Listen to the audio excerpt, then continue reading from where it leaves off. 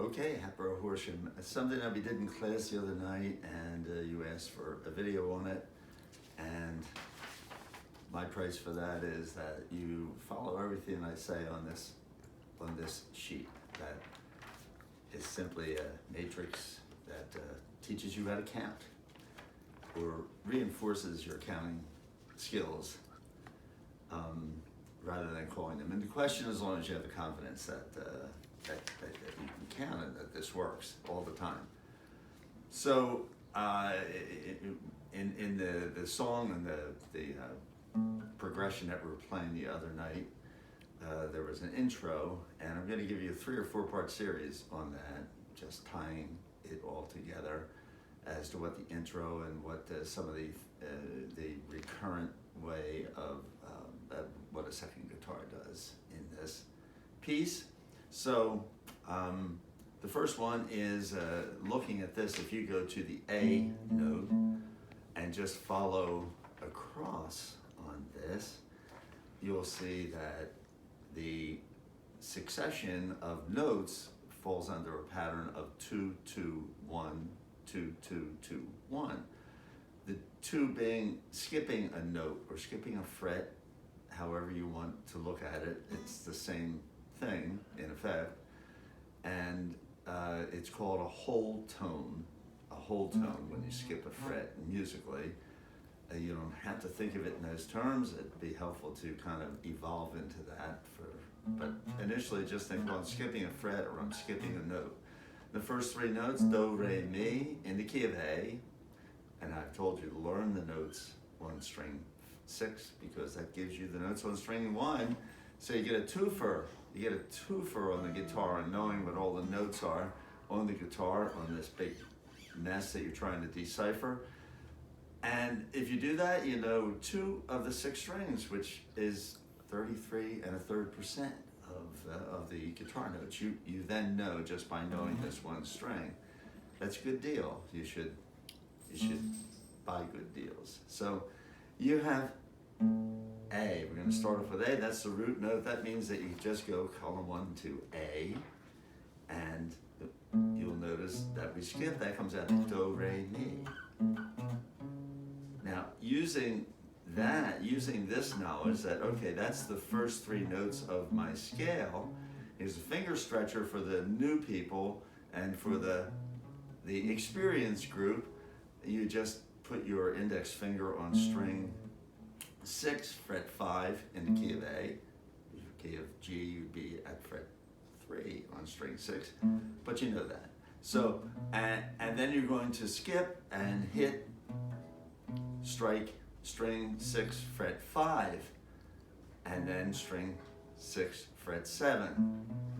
You'd be hitting 3 straight dots with that, and that gives you do, re, mi. And you know the 3rd and the 4th, or if you don't know well enough, you just go to this. You'll see 3 and 4 are a half step, not a whole step. In other words, adjacent frets.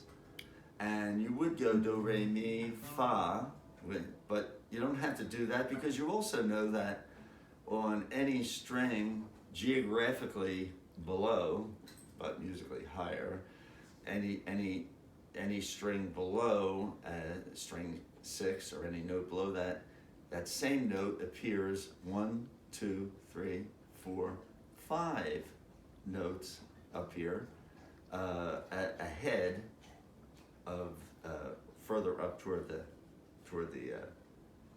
nut here. So if I were do, re, mi, fa, and I go from this note 1, 2, 3, 4, 5, lo and behold, it comes out right below my starting point, this A. The 4th is right below, but that reinforces something we've been saying forever, that the 4th is right below the string 6 note, any string 6 note, or any string 5 note, any string 4 note, and then it changes. But right here, you know that the 4th is it. So that just first 1, 2, 3, 4, and you can hear do, re, mi, fa, and then you're going to have the same pattern, do, re, mi, fa, sol, la. See, so you skip on string 6, you skip on string 5. Now, what you do when you play this standard scale, which is with this, excuse me, is you would come down to string 4, fret 6, and that is the major 7th of a do-re-mi scale.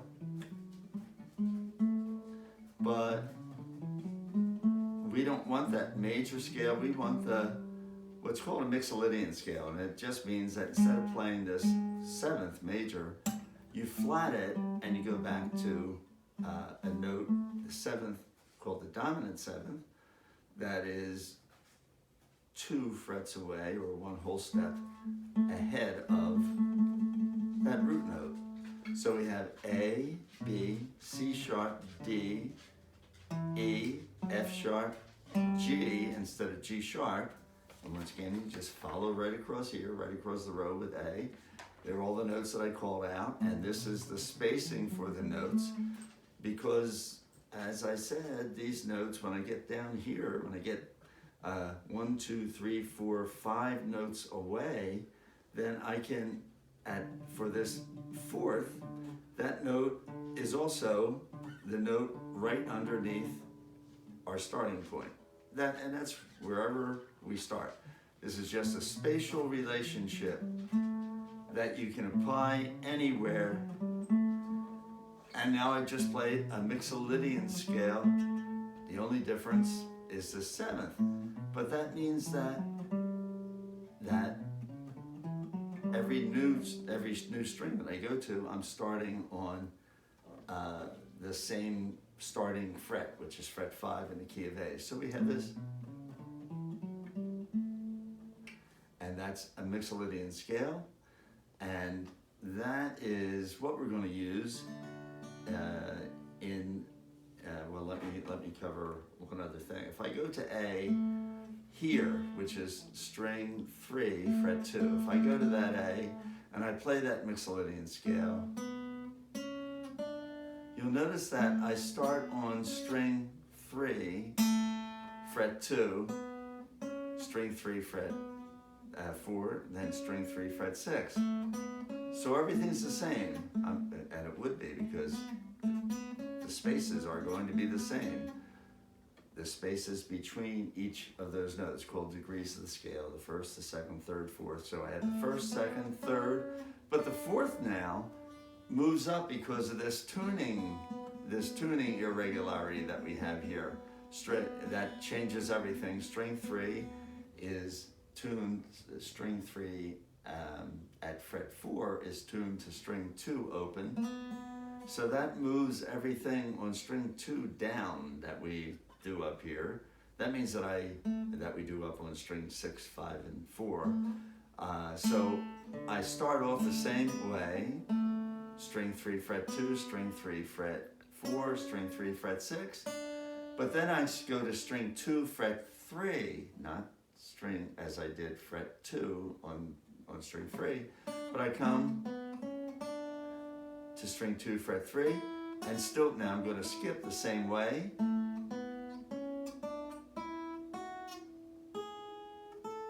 And I just played the regular scale, but I'm going to move this note at string 1, fret 4, going to move that back 1 to string 1, fret 3, the G note. And I've just played the same scale because the relationship now between string 2 and string 1 is the same as it is up here. So I'm moving down and I catch this, and then I go to string 1, fret 3. Now, just to set you up for the next very short video, I'm just going to apply that scale here, and I'm going to play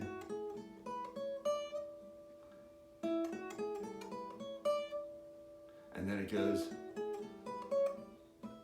and then we're going to go, but I'll get that for this. So this one, consider this a theory that you should know. You don't need to know. You can just put your fingers where I say put your fingers. but then you really don't know what you're doing and you can't translate that to other things. So you should really, I don't want to say struggle or fight through this, because I think once you do it and don't look on it as impossible or rocket science, that if you free yourself from that fear, you'll see that it makes total sense. Everything agrees. The skips on the frets, the distance between the notes, the string to string, and no matter how you're going to analyze it, no matter how you're going to cut through that, you're going to end up with the same thing no matter what key you're in. You're going to end up with the same spaces, the same spacing, I should say. No matter where you start. See, I'm starting at G here, so I would have that for my Mixolydian scale, because the spacing's the same, and you don't have to know what the notes are. Eventually you do, eventually you want to, but you just know that if I play this spatial relationship, it's going to sound exactly like, that. That was in the key of A, the other one was in the key of G, but anywhere along here, it's going to be the same thing. So let's put that to use in the next video. Okay.